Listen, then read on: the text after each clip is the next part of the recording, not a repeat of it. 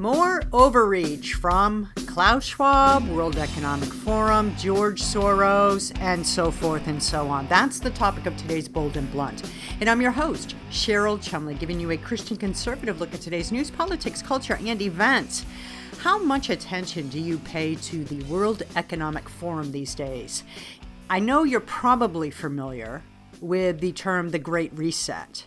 And perhaps you've heard Joe Biden utter time and again, build back better, build back better. And of course, you're aware of the whole climate change agenda that's going on. But do you see all the links happening at the world governments, at the global governments, and how they actually trickle into your backyard? That's what we're going to talk about today, and I have a great guest who is going to provide some explosive information about what he found is taking place in his own state, in his own backyard of Iowa. Don't go anywhere. You're going to want to hear this. And before I get into all that, I want to quickly mention if you like Bold and Blunt, you may get Bold and Blunt at edify.app, the online platform for your faith-based podcasts. B, at washingtontimes.com, where you may also sign up for my Monday, Wednesday, Friday newsletter that includes all my commentaries that I write, all my opinion pieces I write all day long at the Washington Times, giving you the information, the facts. Yes, that F word the leftists hate to hear. If you're a Democrat listening right now, cover your ears. Here it comes again. The facts you need to fight the far left. It includes those commentaries as well as my twice weekly Bold and Blunt podcast. But guess what? And here comes letter C. Here comes C. You may also get Bold and Blunt wherever podcasts are offered. Just go to your search engine, type in Bold and Blunt with Cheryl Chumley, and see what pops up. Subscribe. If you are a subscriber, thank you. Really appreciate it. Really appreciate the support. Subscribe, share. Let's talk about the things that average Americans care about and take back American liberties from the bureaucrats, the elitists, the pinheads in politics who are stealing them rapidly, oh so rapidly, away. So are you paying attention to the World Economic Forum? Of course you are, because you're a Bold and Blunt listener. Are you paying attention to Klaus Schwab, who is straight out of central casting for the evil villain, right? Of course you are. You know what Klaus Schwab is doing with his Great Reset at the World Economic Forum, because we've talked about it here on Bold and Blunt before, but even before that, you probably have heard it. You probably go to weforum.org and check out what the World Economic Forum and the evil Klaus Schwab is doing in terms of advancing the Great Reset. You probably go to that website on your own. Are you paying attention to George Soros? Again, of course you are, because you care about the direction of this country. And you have seen, especially over the past year, how the George Soros funded district attorneys around the nation are turning our American concept of law and order into something to be mocked, right? It's disorder. It's no law and disorder that the George Soros funded DAs are pushing forward. And guess who pays the price? The victims, the American victims. And of course, once again, the American taxpayers who pay these DA salaries after George Soros buys them into the office. American taxpayers pick up their salaries just to get them to not do their job, to bolster criminals and push the actual victims to the side. So you paying attention to Klaus Schwab, World Economic Forum? Check. Paying attention to George Soros and his buying up of district attorneys in America? Check. Are you also paying attention to Larry Fink of Blackrock, right? Larry Fink, the other multi-billionaire out there who, with George Soros, with Klaus Schwab, is busily bringing forth this new concept, this new Great Reset concept, this new post-coronavirus chaos, build back better concept of green, clean energy. That is to say, using tax dollars to bring about some sort of concept of green energy that is not really ready to implement because, of course, if it was ready for implementation, the private market will already be doing it. So these three, this trio, right, this trio of billionaires who want to control the world are pushing forward a climate change agenda that uses tax dollars to, in the end, enrich their own pockets and leave American citizens, leave even citizens of the world, leave the American consumers with products that are less than satisfactory, right? I mean, who wants an electric vehicle when there's no place to plug it in? There's no place to charge it up. And even if you do find a place to plug it in and charge it up, it takes what? A day, 2 days, a week? Who knows? This is great for China, crappy for America. And this is what my guest today is going to talk about. These three have come up with this new climate change agenda, climate change scheme that once again is leaving you and me and all our friends and all our patriotic colleagues in America at the mercy of the billionaires who want to seize individual liberties. Let's be clear, seize God-given liberties. Let's be even clearer, remove God from the public stage, right? And have government be the new God that we all worship. This is where we're headed. My guest today, Steve King, former congressman from Iowa, has dug deep into an issue that is impacting right now in Iowa. And if we don't take note of the information that he's bringing forward and we don't fight back, what's taking place in Iowa is going to spread like wildfires. You know, the wildfires that the left and the Democrats allow go forth because they won't allow trees to be cut down. They won't allow tree clearing and so forth that actually contains fires and keeps wildfires from spreading. It's going to spread like those kind of wildfires across the United States. And you know what? Liberty. See you later. Sayonara. There it goes. All right, he's got a lot of information to present, so he's going to come on right now. Steve King from Iowa, thank you so much for being on Bold and Blunt, and thank you for your service as a congressman.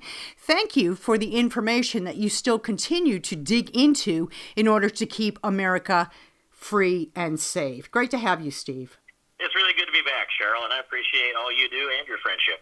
So we were just chatting about what's been going on under the radar, unfortunately, with the World Economic Forum, Joe Biden, climate change, and so forth. And I'd really like to just turn this over to you to give you a little bit of platform about what exactly you've been finding in your in-depth research the past few weeks. Well, yes, and I think first to understand something, I'm not ever the guy that can look at the branch and I have to know where the roots are, where the whole tree is, and I need to understand the whole organism. And so when I'm seeing things come out of the World Economic Forum, or even to trace back to that, I'm wondering, what's the genesis of this? How did this all happen, and why is it reaching into our daily lives, nearly everyone in America? And so I started digging deeper, and of course I had background to start with, but not enough, obviously. Anyway, so I take it back to the beginning of the global warming phobia. That was about 1988, and that was a testimony before Congress of a fellow that actually I went to the same high school with, Dr. James Hansen. And on a hot day with no air conditioning in Washington, D.C., he spooked them, and that started the global warming fear here. And meanwhile, just the year before that, the World Economic Forum was formed out of the European Economic Management Forum or something of that nature. Anyway, they started about the same time, and the roots of the global warming fear that became climate change because they couldn't sustain their argument on global warming grew right then, about 1987, 1988.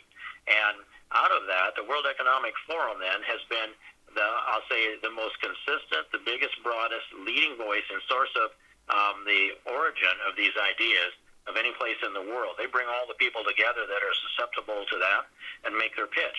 So out of that came the carbon index. So that tells you how much CO2 you're putting into the atmosphere to heat the earth, supposedly. And then the cap and trade arguments, which we haven't heard a lot about here in this country, but they're still alive in Europe. Right. Then, so think of this. We've got Larry Fink. Let's introduce him if people aren't thinking about Larry Fink. Blackrock. You are right. And the CEO of Blackrock Investment, he controls $10 trillion. It's the largest investment firm in the world. He sits on the board of directors with Klaus Schwab, the chair and CEO of the World Economic Forum. George Soros is a consistent person there. So he's rubbing elbows with Soros and with Klaus Schwab. And Larry Fink, who stays out of the press pretty much. But he's been there as part of this carbon index, this CO2 thing from the beginning. And now they were able to sell the idea to the European Union. I've had these arguments face-to-face with Angela Merkel and others in Europe, and their intensity and conviction is just hard to believe. But in any case, they've been selling that across the European Union, and in the European Union, it was the European Green Deal that they've now begun to implement. That became, you kind of recognize that moniker because in the United States, it became the Green New Deal. Similar, in fact, almost identical.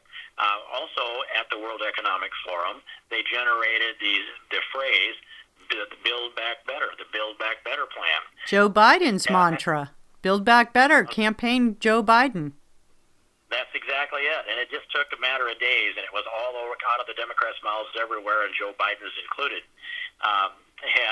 Yesterday I spoke with a former ambassador to the Netherlands, and I asked him, what do they call that in the Netherlands? And he said they call it the Build Back Better plan. And so even in Dutch, I guess, they're using English.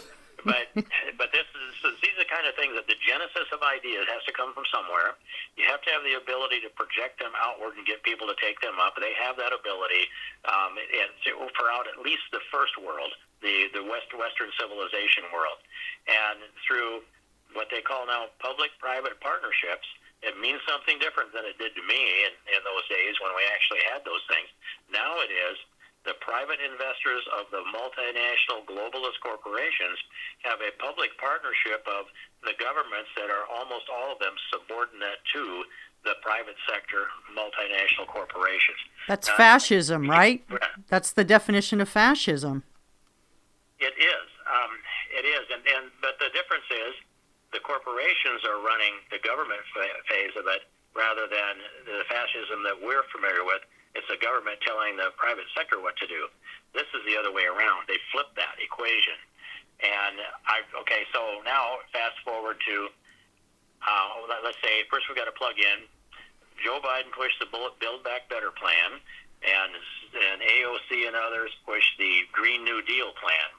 And so what we ended up with was the Build Back Better plan didn't succeed, but his Inflation Reduction Act did. And so within that is the Green New Deal. And maybe I haven't really done score on it, but a lot of it is in there. And so when he signed that last July 22nd and implemented it into law, there were already large corporations lined up to take advantage of it. And I'm asserting that the push that Larry Fink and others were doing and George Soros and others were doing in Davos at the World Economic Forum, that penetrated through the Democrat politics here in the United States and into a number of the Republican rhinos on my side of the aisle as well. And when the Inflation Reduction Act passed, there were already large corporations that had positioned themselves to jump on this and take advantage of the billions that are unleashed. And so how does it manifest itself? Here in Iowa, it is this way, and in the upper Midwest. 6 states in the upper Midwest are targeted by Larry Fink and by an Iowa fellow named Bruce Rastetter. And Larry Fink, having nurtured this thing for 20 years, has got it in a position now where he said, this carbon investment is the investment opportunity of a lifetime. Well, and he created it, among others, but he created a lot of it. So what we have here in Iowa is 43 ethanol plants, and they produce, let me say, right now, a byproduct that soon will become a co-product, the byproduct of CO2. And it is a 98% pure. It's the largest source and the purest source of CO2 anywhere in the world. Well, Larry Fink and BlackRock have stepped in to secure about half of those pipelines, and Bruce Rastetter, originally from Iowa, stepped in to secure about the other half. And they plan to build Rastetter would build 2,000 miles of pipeline to collect the CO2 and pipeline it up to North Dakota and pump it down into the ground near the oil fields to sequester it underground and be paid by the federal government at the rate of, I have to look at my chart because it's two things here. I'll get back to that. Larry Fink has a similar operation going on, and he would pump it all the way down into southern Illinois into the oil fields to sequester it down there. So his is 1,300 miles of pipeline. All of this, when you put it together, if they're able to accomplish this and get the easements, they will build this. And if they do that, they will have secured I call it it's either a duopoly or an oligopoly of securing the CO2 supply here in the upper Midwest, in 6 states in the upper Midwest. The federal government, with our carbon credits, are already committed into law to pay for that CO2 sequestered, and the payment for the endeavors here of both of these, Bruce Rastetter's operation called Summit, Larry Fink's operation called Navigator, and a third one, a smaller pipeline, 280 miles is all it is, by a company called Wolf. Those three together would draw down up to $17.6 billion a year every year. And that's for a total capital investment of $8 billion between the three of them. That's like a 6-month return once you're up and running. And on a 10-year budget, $176 billion in a 10-year budget for we the taxpayers. Taxpayers. And who gets the money? Yep. You know who gets the money. Look, let me. You just put forth a ton of info, and I'm so glad this is being recorded, because both myself and my listeners will be able to go back and really dig in, listen again and again, and really dig into the numbers and the details that you provided. But I want to go back to something that you said a few minutes ago, actually, that I think is really important to actually draw even more links to what's going on. You talked about how Fink and Soros and Schwab were leading this agenda. It was filtering into America through the Democrat Party and the rhinos, many in the Republican Party as well. And it was also being filtered into corporations who then would take advantage of billions of dollars that would be unleashed. Is this why corporations nowadays don't have to pay so much to the backlash in the public against their woke agenda? Because they don't rely on profits so much anymore, but they get their money elsewhere from tax-funded agendas. Well, you can see by the pattern of this that, I haven't heard anything about woke agenda coming around this Navigator's pipeline or Bruce Rastetter's Summit pipelines, or Wolf for that matter. And what I see here with this, Cheryl, is that people with such an avaristic, voracious appetite for our tax dollars and getting us into the future, that any principles they may have espoused in the past, they are set aside. And, for example, the ethanol industry has said since 2011 they have no subsidy. That's true. But as soon as the government cuts the first check for this stuff, they are going to be completely dependent. So I don't see how I associate the woke agenda here with this initiative in Iowa, but it's everywhere. That woke agenda is throughout our schools and everywhere, and we're losing out of a small school here where my grandchildren go. 24 teachers out of a small school, and a lot of them are older teachers that just are not going to push that agenda, even though the legislature's addressed it. My bigger point, which I guess I didn't make very clearly, was that corporations these days, and under what you describe is coming down the pike with climate change and so forth, don't have to rely so much on pure profits from consumers. They get their money from pushing a woke agenda and playing along with the likes of Fink, Soros, and Schwab. Okay, I understand that better now that you clarified it. It was my shortfall, though. So there's no question here that they have manipulated governments around the world to be able to extract the tax dollars from the middle class, we the people. Yes. This is a huge example of what's happening to the middle class. The only people paying taxes, really, the poor do not pay any taxes. They're tax recipients. They're net negative as far as that's concerned. The middle class pays a lot of taxes, and The rich pay a decent amount, but they're the ones in there that are manipulating this, and with their tax lawyers, it's not nearly as high as it might be in our minds as we think about that term. So they manipulate this to the point where if they want to change a tax law, they change a tax law.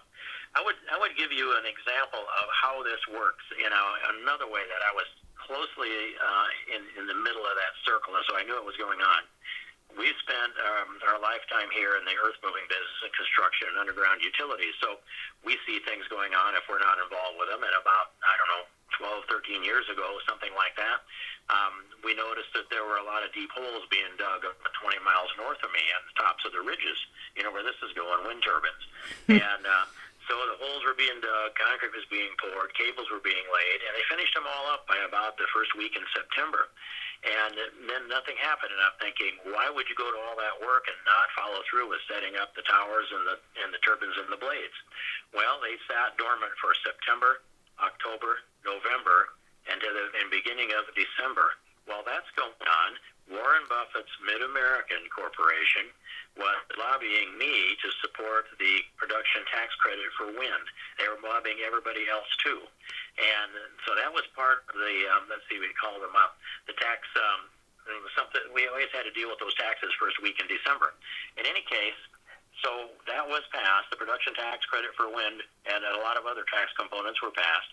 And the very next day, they had trucks rolling in with towers and blades and turbines and cranes set up. The cranes had to come in. They weren't on site. They had to do that too. And they worked 24/7. And I'm not exaggerating. They set up light plants. They set up 100 towers with blades and turbines. And by December 31st, they had 100 blades turned in the wind.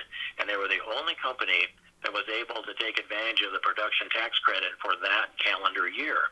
And it was an amazing example of how Warren Buffett's lobbying capacity and fingers into the United States government let him invest the lower dollar capital investments in the holes, the concrete, and the cables and transmission lines, but he didn't put money into the towers, the blades, and the turbines, the expensive part, until the tax credit was guaranteed. Wow. And then he had the supplies all made, ready to go, and had trucks coming from, how many points they all came from. It was the whole package of a business model, the capital investment, the logistical skills to plan it, the construction, the subcontractors, all of those things, and then also being able to manipulate the United States Congress and time it. So he had maybe 12 or 24 hours of cushion time before old Lang Syne would have shut him off. And the New Year's, that's I don't know if I said that in a way that people can follow it, but that's an example of public-private partnership where the private corporation essentially commands the United States Congress, and they have to push this all the way through the state and the county supervisors here too, who control the zoning. So it's a huge endeavor. This one they're doing now with the underground pipelines is much bigger dollars, bigger capital investment. $8 billion, as I said, of initial capital investment that pays back twice that the first full year, and after that there's a low overhead. The part that burns me even more than this foolish cost is the trampling of our property rights. They are poised to use eminent domain to condemn hundreds of miles of the best farmland in the world over the wishes of the people that have owned some of that land for 5 to 7 generations. And it is, I call it unconstitutional, and the only place I can see that we can stop this is the United States Supreme Court, Cheryl. Two follow-up issues, and I know our time's getting tight. Do you have a couple more minutes? Sure. So this sort of reminds me, at least, while you were talking and describing how this scheme plays out, it reminds what we just went through with the development of the COVID shots, the COVID vaccines. Tax dollars went into the hands of these businesses to develop them, and then they recouped 10 times, 100 times, whatever, much more than what the American tax payers got in return. Bill Gates had his fingers in that sort that scheme. I don't know if you see any parallels there, but my question goes to your other point about the land and the eminent domain and so forth. I'm thinking of headlines I've been reading lately about how China's buying up so much of America's prime agricultural land and undeveloped land. Do you see any link between what you describe with this climate change scheme and China's purchasing of land? Cheryl, I've been looking for that. At first, I'd say with Bill and Melinda Gates, there's no question they've been pushing vaccines globally by the tens of billions, vaccines even more. And but the World Economic Forum, if you're going to go there, you have to be double vaccinated and boosted, or you can't go. And they test you on the way in and the way out. That was just last year. But it even admitted that it doesn't work. On top of that, there's Chinese influence here, but I haven't been able to link it with real hard evidence. You could just sense it, and it's not. It's, of course, not only me. I'm hearing it from others.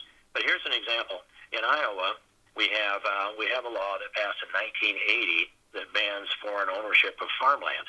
And in fact, we've done work up here just a couple of miles from where I am on a whole section of ground owned by a fellow named von Trickles. He lives in a castle in Germany, but he bought that land that was grandfathered in before 1980. But so when I look into this around the other states, Florida's talking about it and others, Texas maybe, they ought to pass a real clear blanket ban against this. But here's where the vulnerability is. In Iowa, too, I had some researchers sit down with me for about 3 hours with stacks of documents, and I have them in a file. Actually, I don't any longer because I handed them over to the state attorney general. But these stacks of documents show the timing of transactions of land chunks. 1,500 acres is a typical size. There might be multiple ones with 10 or 12 transactions like that. The same person signs them. He's in Virginia. But with LLCs, we don't have a way to crack into who the partners are. And they say that they register that with the Secretary of State's office or State Secretary of State. When I go there, they say, well, we just check the boxes. When I go to the Attorney General, it is, well, you have to get it from the Secretary of State. I don't think we have the statutory authority because those investors are confidential. And so how do you keep the Chinese out of this? And we've got to go deeper into the LCs, and those who have shares, investments in them, that information needs to be at least published with your state attorney general and your secretary of state. And there ought to be a way that outside investigators can look in, because I think the Chinese are penetrating pretty deeply into us, Cheryl. Which leads me to my last question. You're not in Congress anymore, so what are you doing with this information that you've uncovered? Do you have any plans to go public with it? Is there a book coming? What is your plan for this? Aside from being on Bold and Blunt, which I appreciate. No, that's fine. I can't stop working on the same issues that I spent the last 25 years on in public life, Cheryl. And it's just in me. And the gifts that I have, the experiences, the opportunities to see and know where a lot of these levers are, I have an obligation to use them. I mean, so I don't know if there's going to be a book that comes out, but this piece that I'm talking about here was actually triggered when I had a request from the Freedom Caucus for the accurate information on how many carbon credits were the carbon credits being forced back into the debt ceiling bill that had the battle fight on the floor of the House here not that long ago, a couple of weeks or a little more, and so I was trying to get the score on what that was. Here's what happened. The Iowa delegation, there are 4 members of the Iowa delegation, and I hadn't seen them take a leadership position on anything. But when the conservatives, with the entire Republican conference, had agreed that these carbon credits that we're talking about here, these tens and hundreds of billions of dollars of carbon credits for sequestering this carbon, they wrote the debt ceiling bill was written with having struck out all of those that were authorized in the Inflation Reduction Act. And at the 11th hour, even beyond that, all the way up till 2:30 in the morning before this bill came to the floor the next day, 4 Republican members of the Iowa congressional delegation, I'm going to use this figuratively speaking, beat the door down of the Speaker's office. I do know that they were in there at 2:30 in the morning and lobbying to put those credits back in. And that's another example of I'll call them now, a private-public partnership, because I'm convinced that Bruce Rostetter, who was driving this Summit 2,000-mile CO2 pipeline, he's the top Republican donor in the state of Iowa. He donates into the Dakotas, Nebraska. I don't know about Minnesota, Illinois. I didn't check those. But in any case, he had to have the governors of North and South Dakota, Nebraska, and Iowa all on his side, the leadership of the House and Senate all on his side, the state House and Senate. Nebraska's a unicameral, however, so that's a little different. And he's a guy that can make the phone call, and you get the entire Iowa delegation does the first time they've ever taken leadership. They jump into this thing and leverage what turns out to be, in the end, hundreds of billions of dollars back into our spending, and then they brag about it on radio. So there's an example of what's going on here. And it's just, it burns me up to no end. What am I going to do with it all? I've written an op-ed, and it's been published at one other location. So I'll send you right afterwards. And it's going to a few other places. I give some speeches around. We're doing battle on this we're organized to do battle and defend the property rights. I want to organize so that we can go through all the litigation necessary, with the target being eventually the United States Supreme Court to overturn the Kelo decision. Justice Scalia looked me in the eye the week after that came down in 2005 and told me that decision is erroneously decided and it one day will be reversed. And I hope I'm involved in that. And if we're successful, I will go find Justice Scalia's grave, kneel and say a prayer for that man. Yeah, he is missed on the court, and that would be good news if that came forward. About as good as the Roe v. Wade overturning. Look, Steve King, you are more of a watchdog in the private sector than the public servants we pay with our tax dollars to be our watchdogs. So I really want to thank you for coming on Bold and Blunt and outlining all this stuff that's taking place. I hope it proves as enlightening and informative to my listeners as it did to me, and I really want you to come back and give updates on Bold and Blunt. Well, Cheryl, thank you. Can we do one more thing here? We're on the radio, and that is, I did write one book, and I know you know, we talked about that some time back, and I'm carrying some inventory here yet, and I autographed a book ordered from steveking.com. The title of the book is Walking Through the Fire. It is 100% factual. No fact in it has been challenged. It tells the narrative of what power is willing to do at the national and the state level, and that I'm dealing with some of those same people today. But they tell me that it's interesting, that it's fascinating, and for me, I knew I had to walk through that fire and tell the world. So steveking.com, I'll autograph the book with my own hand and ship it out to you, and I just appreciate the time to have this conversation. Hope we can have some more. I've got more data here stuck in my head, but I'll get it loaded eventually. All right. Yes, Walking Through the Fire. I've got my own copy, which I really appreciate your writing. Steve King, thank you so much for your time. Come back on Bold and Blunt, and best wishes. God bless. Thank you so much. God bless you, Cheryl. I appreciate it. And that's another Bold and Blunt. If you like Bold and Blunt, please subscribe to Bold and Blunt at edify.app, at washingtontimes.com, or of course wherever other podcasts are offered. I want to thank you if you already subscribe.